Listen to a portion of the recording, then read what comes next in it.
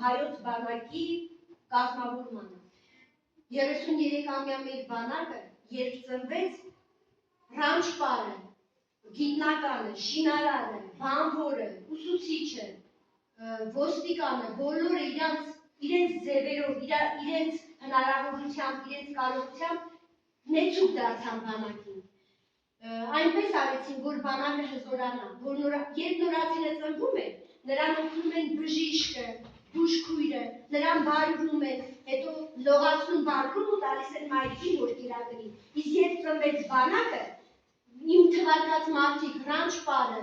բամբորը, շինարարը, գիտնականը, բժիշկը, նրանք էին բանակի կողքին։ Ով ինչպես կարող էր օգնեց բանակին, ոտքի կանգնեցին եւ հիմա այդ բանակը 33 տարեկան է։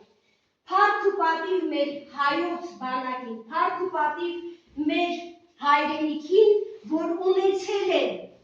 հզոր բանակ, մենք ունեցել ենք Արցախյան ազատամարտ, Արցախյան պատերազմ ենք հաղթանակել, մենք տարածքներ ենք վերցրել եւ այդ տարածքները նորից ենք վերցնել, երեք ոչ մեկ չկասկածի թե հայոց բանակը հանկարծ մի օր ընկնելու է, հայրենիքը մի օր ընկնելու է, այդ մասին ոչ մեկ հանկարծ չկասկածի, որտեղ ես ունեմ այսպիսի արխիվներ ու իրենց խոսքերը վստահ արտասանելով նրանք հաստատեցին, որ վաղվա քաջարի ակտիվներն են նրանք, իսկ մենք ինչ ունենք վախենալու, ոչ մի բան, մենք ունենք հզոր ակտիվներ, փառք ու պատիվ մեր հայոց բանակին, եկեք հիմա